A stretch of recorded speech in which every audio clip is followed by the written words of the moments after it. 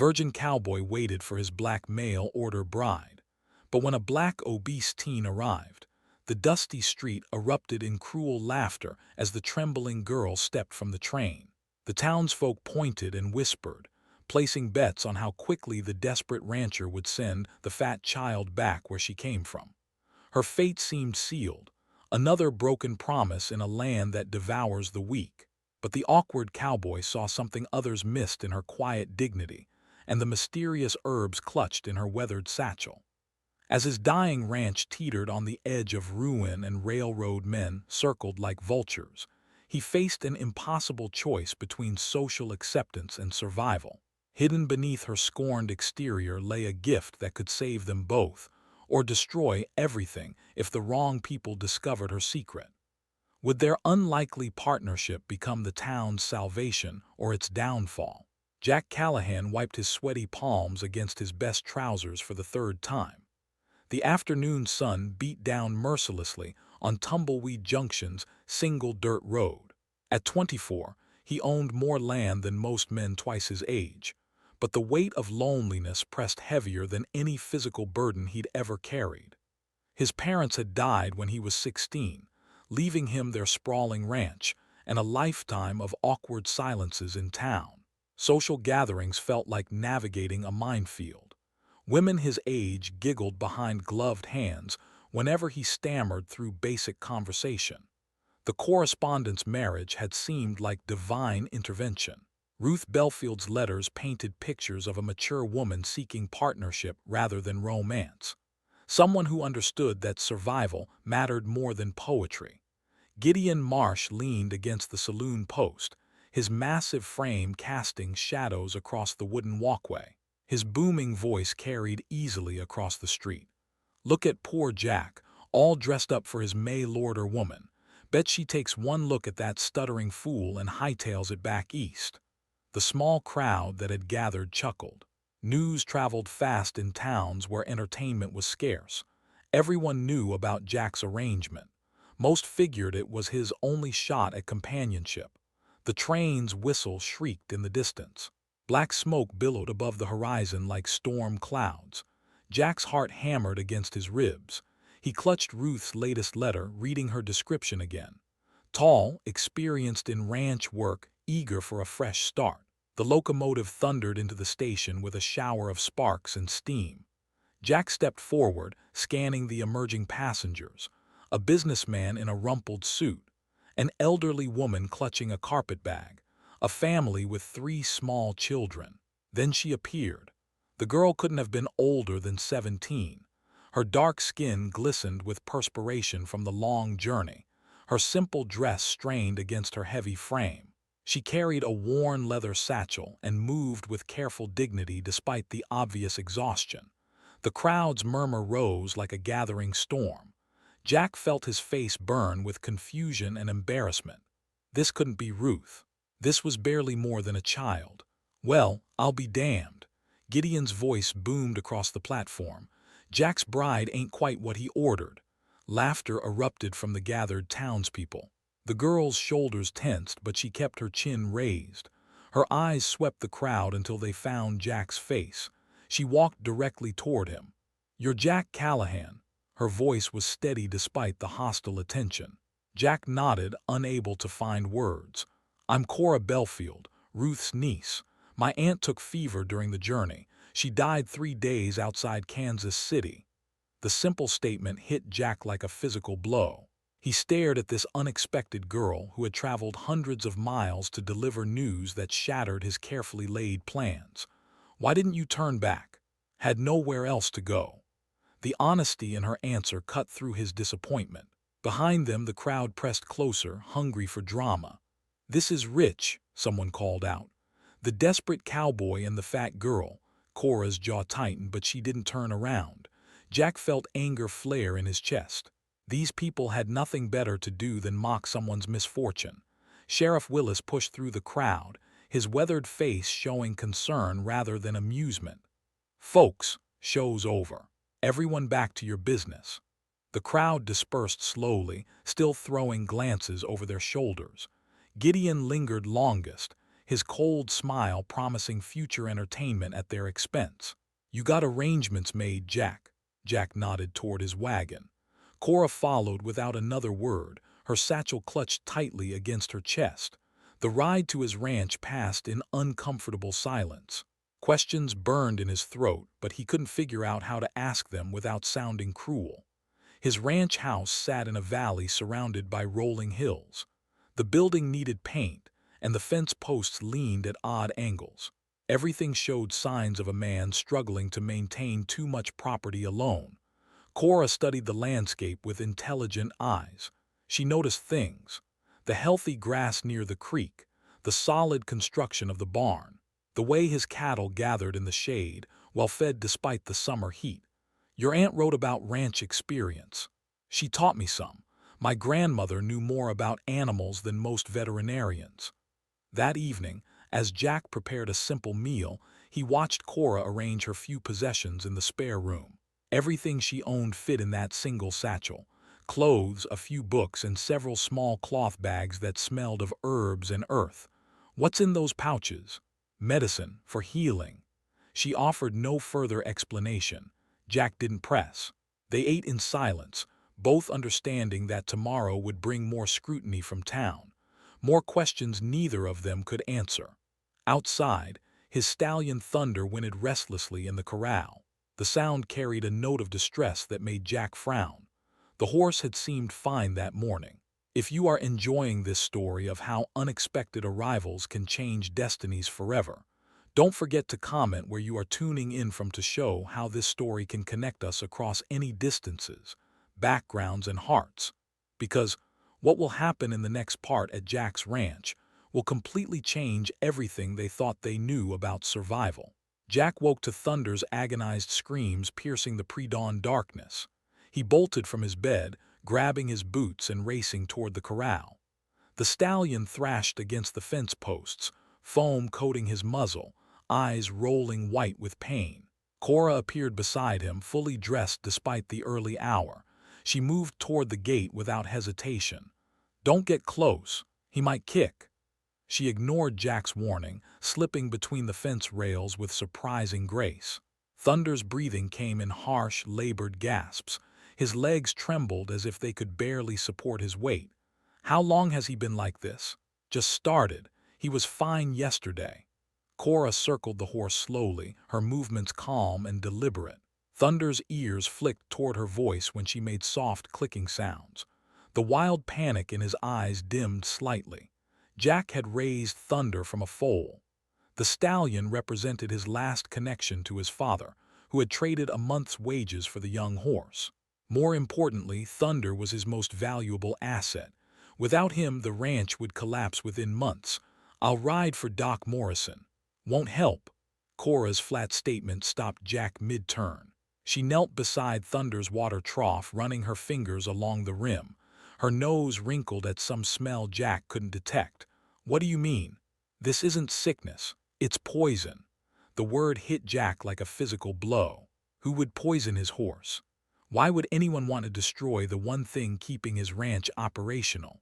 Cora opened her leather satchel, pulling out several small cloth pouches.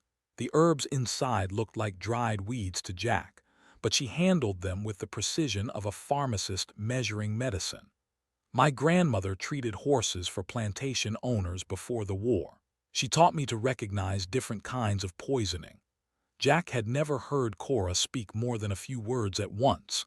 Now her voice carried quiet authority that commanded attention. "What kind of poison?" "Something that attacks the stomach and blood, probably mixed in his feed or water." She crushed dried leaves between her palms. "These plants can counteract it, but only if we act fast." Dawn was still hours away. Doc Morrison lived 12 miles from the ranch. Even if Jack rode hard, Thunder would be dead before any help arrived. He had two choices: trust this girl he barely knew or watch his horse die. Thunder collapsed to his side, legs kicking weakly against the dirt. His breathing became more labored. Jack made his decision. "What do you need?" Cora worked with swift efficiency. She mixed different herbs in Jack's largest cooking pot, adding hot water to create a bitter-smelling brew. Her hands moved with practiced confidence, measuring amounts by touch and instinct rather than written recipes. Hold his head steady. Jack wrapped his arms around Thunder's massive skull, feeling the horse's labored breathing against his chest. Cora forced the herbal mixture between Thunder's lips using a metal funnel. Most of the liquid ran out, but she persisted until the horse swallowed several mouthfuls. Now we wait. She settled beside the fallen stallion, one hand resting on his neck to monitor his pulse. Jack had never seen anyone work with such calm focus under pressure. Most people would have panicked or given up entirely. Where did you really learn this? My grandmother was born into slavery on a tobacco plantation in Virginia. The owner made her tend to all the animals because she had a gift for healing. After emancipation, she moved north and continued practicing. Cora's voice carried no bitterness, just matter-of-fact acceptance of her family's history. Her fingers traced patterns in Thunder's mane while she spoke. She taught me that plants are like people. Each one has a purpose, but you have to understand their nature before they'll help you. What about your parents? My father was a teacher, first in our family to read and write. He believed education was the only way to true freedom. She glanced at Jack. My mother died when I was small. Grandmother raised me after that. Jack tried to imagine this girl's childhood, learning to read while mixing medicines, studying both books and herbs under her grandmother's guidance. No wonder she moved with such quiet confidence despite the town's cruelty. Thunder's breathing began to steady. The foam around his muzzle decreased. His legs stopped their frantic kicking. Cora monitored his pulse constantly, adjusting her position to keep pressure off his chest. Is it working? Too early to tell. Hours crawled past like days. Jack dozed fitfully against the fence post, while Cora maintained her vigil beside Thunder. She administered more herbal mixture every hour, forcing the horse to swallow despite his weakness. As the sun crested the eastern hills, Thunder lifted his head. His eyes had cleared, showing awareness instead of pain-filled confusion. He struggled to his feet, wobbling but standing under his own power. Jack stared in disbelief. 12 hours ago, his horse had been dying. Now Thunder was drinking water and nosing at his feed bucket with obvious appetite. How is this possible? Cora packed her herbs away with the same methodical care she had shown during the crisis. Her face showed exhaustion, but also quiet satisfaction. My grandmother always said healing isn't magic. It's just knowing which tools nature provides and how to use them properly. By mid-morning, word had spread throughout Tumbleweed Junction. Neighbors arrived to see the miracle for themselves. Thunder pranced around his corral, showing no signs of his near-death experience. Doc Morrison examined the stallion thoroughly, shaking his head in amazement. He had pronounced hundreds of animals dead from similar symptoms. None had ever recovered. Miss, I don't know what you did, but this horse should be in the ground right now. For the first time since arriving, Cora smiled. Word spread through Tumbleweed Junction like wildfire in drought season. By noon, 3 more neighbors had arrived at Jack's ranch with sick animals. Deputy Sheriff Matthews led his limping dog up the dirt path, hat in hand. Miss Belfield, I hate to bother you, but Rex here stepped on something sharp yesterday. The wound's gone bad. Cora examined the dog's infected paw with gentle efficiency. The animal whimpered but didn't pull away from her touch.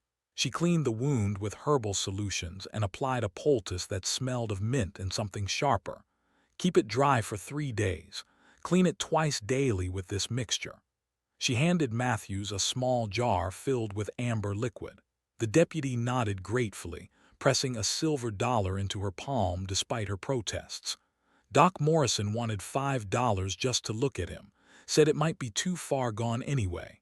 Jack watched Cora work with growing amazement. Her movements held quiet authority that put both animals and owners at ease. She diagnosed problems with a glance and treated them with herbs most people would dismiss as weeds. The Hendricks family arrived next, their milk cow struggling to walk. Then came old Pete Garrison with his prize rooster, followed by the widow Carson clutching a basket containing her sick cat. Each animal received Cora's careful attention and specific treatment. How do you know which plants to use? My grandmother taught me to listen. Animals tell you what's wrong if you pay attention to the signs. Jack began helping without being asked. He held animals steady while Cora worked, prepared her herbal mixtures, and organized her growing collection of roots and leaves. Their partnership developed naturally, built on shared purpose rather than obligation.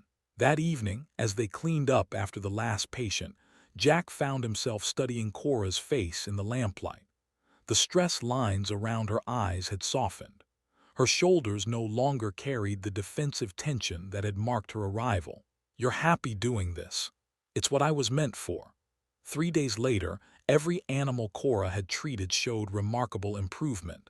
Deputy Matthew's dog ran without limping. The Hendricks cow produced more milk than she had in months. Word of the miracle healer spread beyond Tumbleweed Junction to neighboring settlements. Families began arriving from towns 20 miles away, leading sick livestock and carrying caged birds with broken wings. Cora treated them all with the same careful attention, charging modest fees that barely covered her supply costs. Jack converted his barn into a makeshift veterinary clinic. He built examination tables from scrap lumber and organized Cora's herbs into labeled jars.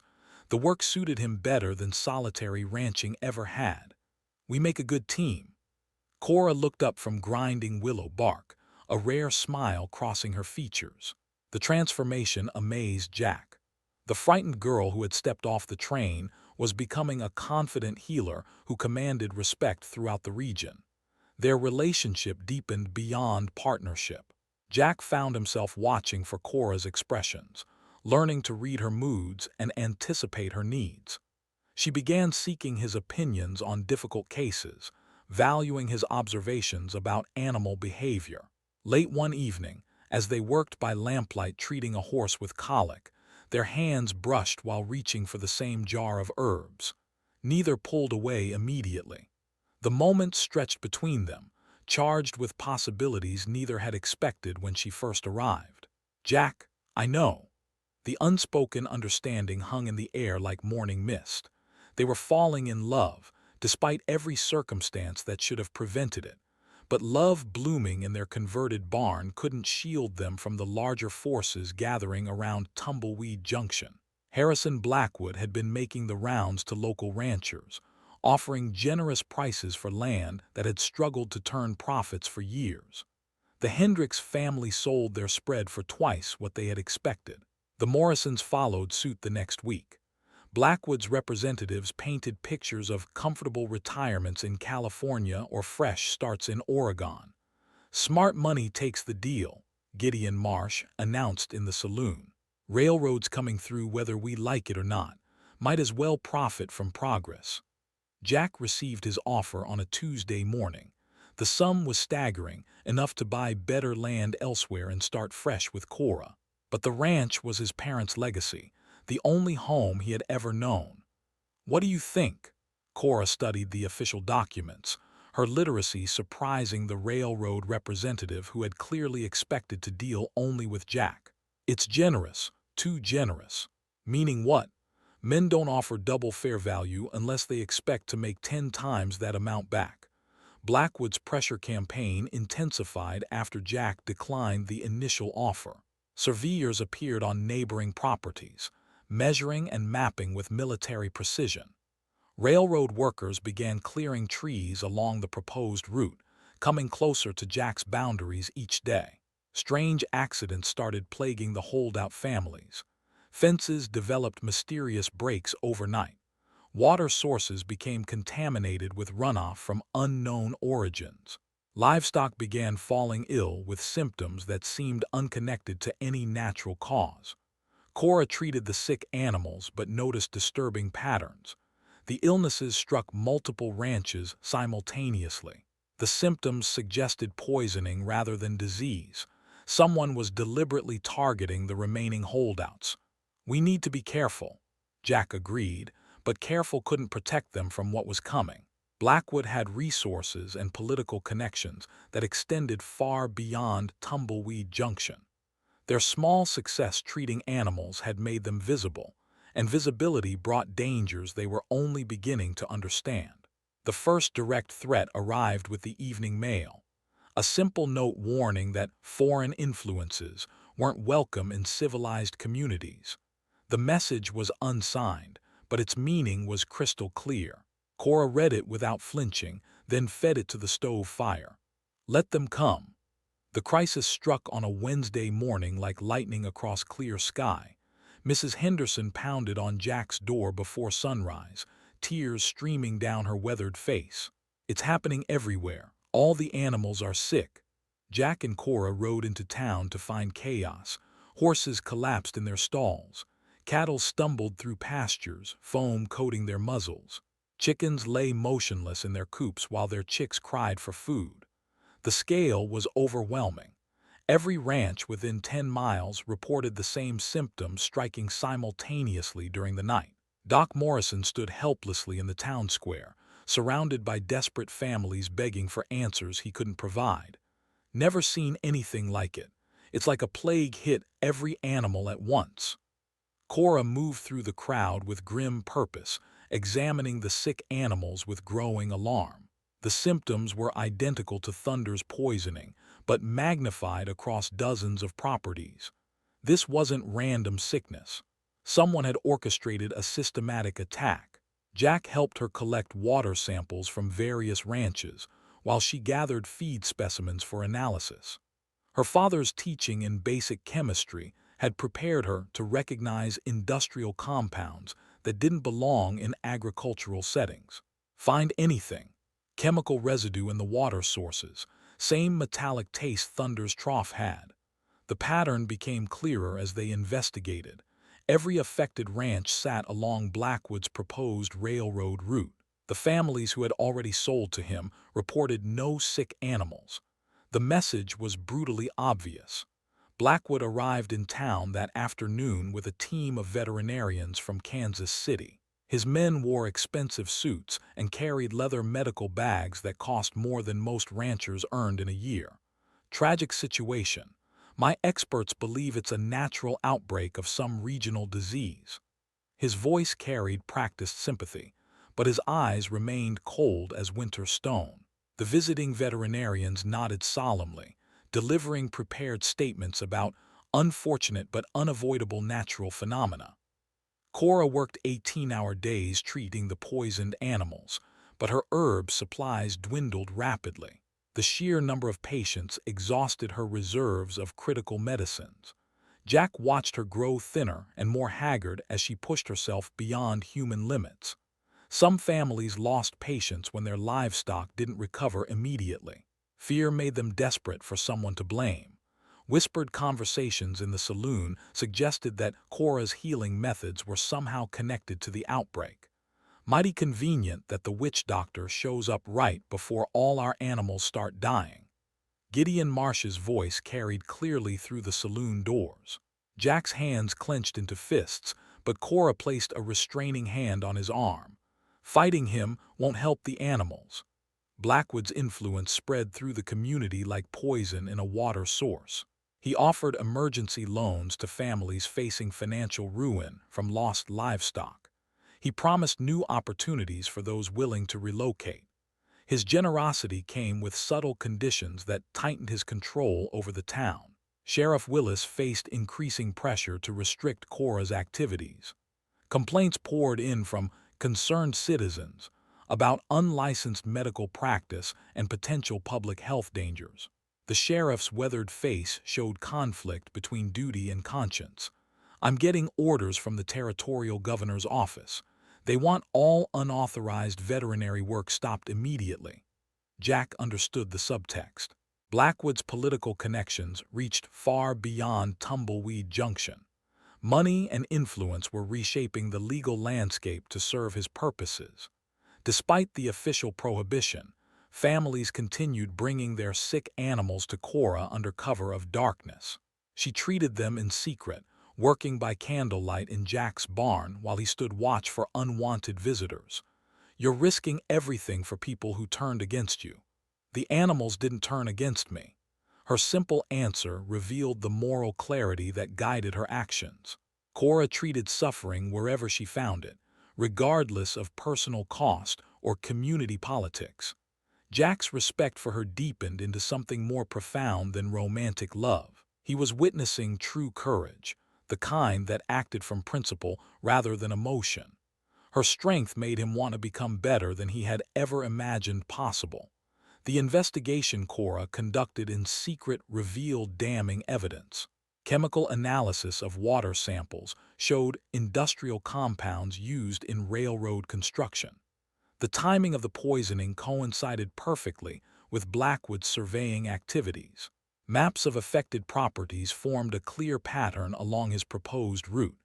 We have enough proof to expose him. Who's going to believe us against a railroad magnate with territorial connections? Jack's question highlighted their impossible situation.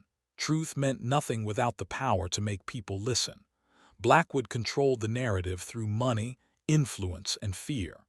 The breaking point came when the Garrison family lost their entire herd overnight.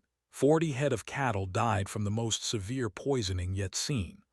Old Pete Garrison sat in the dirt beside his dead animals, decades of work destroyed in a single night. Blackwood made his final offer this morning. Take it or face complete ruin. The ultimatum was clear. Sell immediately at reduced prices, or lose everything to systematic poisoning that would continue until resistance collapsed. Several more families accepted Blackwood's offers that week. They loaded their possessions into wagons and left town with hollow eyes and broken spirits. The community was hemorrhaging its soul one family at a time. Jack faced the same impossible choice. His water rights were crucial to Blackwood's plans, making him a primary target for escalating pressure. More anonymous threats arrived daily, warning of consequences for continued resistance. Cora continued documenting evidence while treating the endless stream of poisoned animals. Her notebooks filled with detailed records of symptoms, chemical analyses, and timeline correlations. She was building a comprehensive case against Blackwood's conspiracy. What good will evidence do if no one's left to care? Someone will care. Truth has a way of surviving even when people don't. Her faith in justice seemed naive given their circumstances, but Jack found strength in her unwavering moral conviction. Together, they would either expose Blackwood's crimes or die trying. The official order arrived on a Friday morning, signed by Territorial Judge Hamilton and bearing the governor's seal. Sheriff Willis delivered it personally, his weathered face showing deep regret. Miss Belfield, you're hereby prohibited from practicing any form of veterinary medicine within this territory. Violations will result in immediate arrest and prosecution. Jack read the document twice, his anger building with each legal phrase. Blackwood had used his political connections to weaponize the law itself. They were being systematically isolated and silenced. This is about more than veterinary practice. I know, son, but my hands are tied. That evening, 3 prominent families visited Jack's ranch under cover of darkness. The Hendersons, Morrisons, and Clarks had all lost livestock to the mysterious poisoning. Their desperation outweighed their fear of legal consequences. Our animals are dying. We know the risks, but we're asking anyway.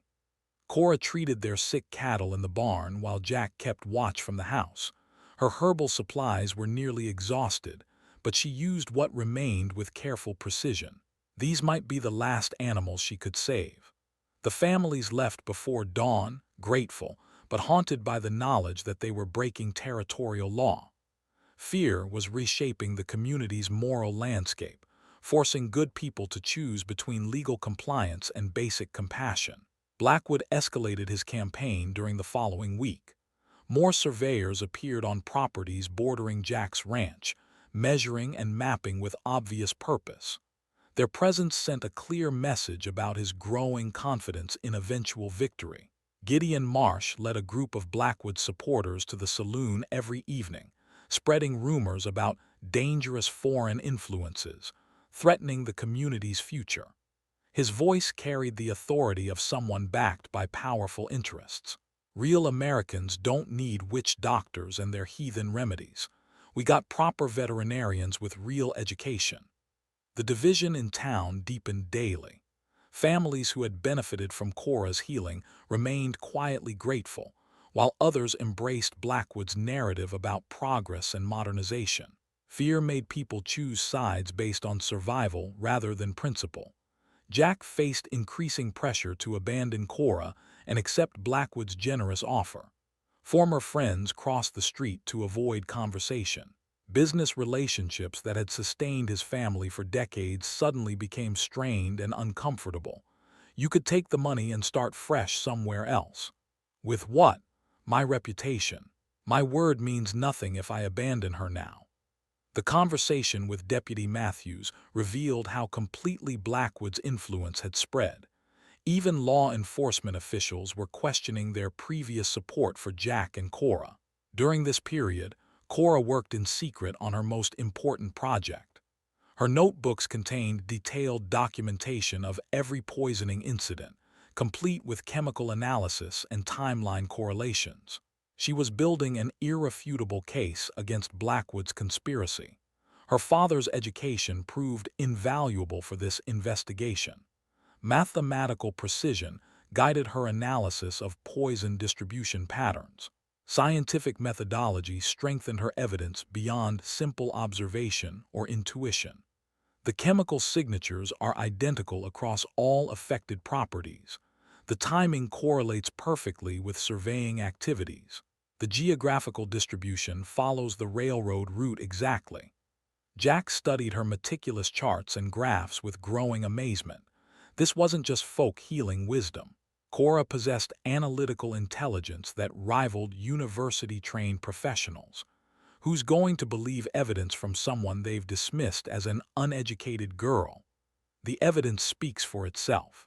Truth doesn't depend on who discovers it. Her confidence seemed naive given their circumstances, but Jack found strength in her unwavering commitment to justice. She believed in the power of documented facts to overcome prejudice and political influence. The crisis deepened when Blackwood's men began targeting Jack's property directly. His fence lines suffered mysterious damage overnight. His water sources became contaminated with industrial runoff that killed fish and sickened his remaining cattle. They're escalating because we haven't broken yet. Good. Desperate men make mistakes.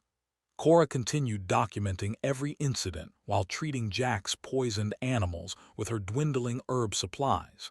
Each attack provided more evidence for her growing case against Blackwood's criminal conspiracy. The community's moral center was collapsing under sustained pressure. More families accepted buyout offers and left town with their possessions loaded in wagons. Empty houses stood as monuments to Blackwood's systematic destruction of local resistance. Doc Morrison visited Jack's ranch privately during this difficult period. The old veterinarian's face showed conflict between professional jealousy and grudging respect for Cora's superior abilities. That girl knows more about animal healing than I learned in 4 years of veterinary school. It's a shame politics is destroying genuine talent. His admission provided crucial validation for Cora's expertise, but it came too late to influence public opinion. Blackwood's narrative had already taken root in the community's collective consciousness. The breaking point approached when federal marshals arrived in town, ostensibly to investigate reports of illegal medical practice by unqualified individuals. Their presence represented Blackwood's ultimate power play, using federal authority to crush local resistance. Jack realized they were facing their final days of freedom. Once the marshals completed their investigation, Cora would be arrested and removed from the territory. His ranch would become indefensible without her healing abilities to maintain his livestock. We're out of time. No, we're out of patience. Cora's response surprised him with its quiet determination. She had finished her investigation and compiled evidence that could expose Blackwood's entire conspiracy. The question was whether anyone would listen before it was too late. That night, She organized her notebooks into a comprehensive presentation that combined scientific analysis with irrefutable documentation. Her father's teaching had prepared her for this moment when truth would face its greatest test against power and prejudice. Tomorrow changes everything. The emergency town meeting convened in the schoolhouse at 8 o'clock sharp. Every chair was filled, with overflow crowds standing along the walls. Federal Marshal Davidson presided from behind the teacher's desk, his stern face promising decisive action. Blackwood sat in the front row, flanked by his team of expensive lawyers and veterinary experts. Their confidence radiated through the packed room like heat from a furnace. They expected a simple formality before removing Cora from the territory permanently. Jack and Cora entered together, carrying her leather satchel and two thick notebooks filled with documentation. Hostile whispers followed their progress to seats near the back. Most faces showed curiosity rather than sympathy. Marshal Davidson called for order with sharp authority. His voice carried the weight of federal power that could crush local resistance without appeal. We're here to investigate reports of unlicensed medical practice and potential public endangerment. Mr. Blackwood, present your case. Blackwood rose with theatrical grace, his expensive suit commanding attention in the humble schoolhouse setting. His opening statement painted pictures of ignorant folk remedies threatening modern progress and public safety. Gentlemen, we face a choice between superstition and science. This girl practices primitive medicine that endangers both animals and their owners. Her unregulated treatments have coincided with the worst livestock disease outbreak in territorial history. His words carried calculated authority designed to reshape the narrative completely. Cora became the villain responsible for problems she had actually tried to solve. Truth inverted itself through skilled rhetoric and political influence. Several townspeople nodded agreement, swayed by Blackwood's convincing presentation. His veterinary experts provided supporting testimony about the dangers of unregulated practice and the need for proper licensing requirements. Marshal Davidson listened with apparent sympathy for Blackwood's position. Federal authority naturally aligned with organized interests rather than individual practitioners operating outside official channels. Miss Belfield, you may respond to these serious charges. Cora stood slowly, her notebooks clutched against her chest. The packed room fell silent, expecting stammered excuses or tearful pleas for mercy. Instead, she walked to the front with quiet dignity that commanded unexpected attention. Marshal Davidson, I'm not here to defend folk medicine or challenge licensing requirements. I'm here to expose criminal conspiracy. Her opening statement electrified the room. Blackwood's confident expression flickered with the first hint of concern. This wasn't the frightened girl he expected to face. Cora opened her first notebook, revealing pages of meticulous documentation. Charts and graphs covered every available surface, showing chemical analysis results, timeline correlations, and geographical distribution patterns. The livestock poisoning wasn't caused by disease or contaminated treatment. It was deliberate criminal sabotage, designed to force land sales through economic terrorism. Her voice carried scientific authority that surprised everyone present. This wasn't emotional pleading but systematic presentation of documented evidence. She had transformed from folk healer into analytical investigator. Every affected ranch sits along Mr. Blackwood's proposed railroad route. The chemical signatures in contaminated water sources match industrial compounds used in railroad construction. The timing of poisoning incidents correlates perfectly with surveying activities. Jack watched the room's atmosphere shift as Cora's evidence accumulated. Faces that had shown hostility began reflecting confusion and growing alarm. She was dismantling Blackwood's entire narrative with mathematical precision. Furthermore, ranches that accepted Mr. Blackwood's buyout offers reported no sick animals throughout the crisis period. The poisoning targeted only properties he needed to acquire through forced sales. Blackwood shot to his feet, his composure cracking under unexpected assault. These are wild accusations from someone desperate to avoid prosecution. Where's her proof of these supposed chemicals? Cora smiled for the first time since entering the schoolhouse. She reached into her satchel, pulling out dozens of labeled glass bottles containing water samples from every affected ranch. I preserved evidence from each poisoning site. Independent analysis will confirm the presence of industrial compounds that don't occur naturally in agricultural settings. Marshal Davidson examined the bottles with growing interest. Federal marshals dealt with railroad corruption regularly. Cora's systematic approach impressed him more than Blackwood's political connections. You conducted this investigation yourself. My father taught me basic chemistry and scientific methodology. Truth doesn't require impressive credentials, just careful observation and honest documentation. The room erupted as families realized the scope of Blackwood's deception. Voices rose in angry confusion as people connected their losses to deliberate criminal action rather than natural disaster. Doc Morrison stood from his seat near the window, his weathered face showing professional respect for Cora's work. Marshal, I've reviewed this young lady's documentation. Her analysis is more thorough than anything I could have produced. The evidence speaks for itself. His endorsement carried significant weight with the community. If their longtime veterinarian accepted Cora's conclusions, the conspiracy was undeniably real. Blackwood's lawyers huddled frantically, recognizing that their client's situation had deteriorated beyond political repair. Federal marshals took criminal evidence seriously, regardless of territorial political influences. Mr. Blackwood, you're under arrest for conspiracy, extortion, and destruction of property. Your associates will be detained pending further investigation. The arrest happened swiftly and decisively. Blackwood's protests about political connections fell on deaf ears as federal handcuffs replaced his confidence with desperate fear. Gideon Marsh tried to slip out during the confusion, but found his path blocked by angry neighbors who remembered his role in spreading Blackwood's lies. His betrayal of the community would have lasting consequences.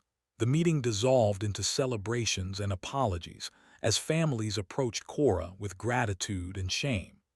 People who had turned against her now recognized the courage required to fight such powerful opposition.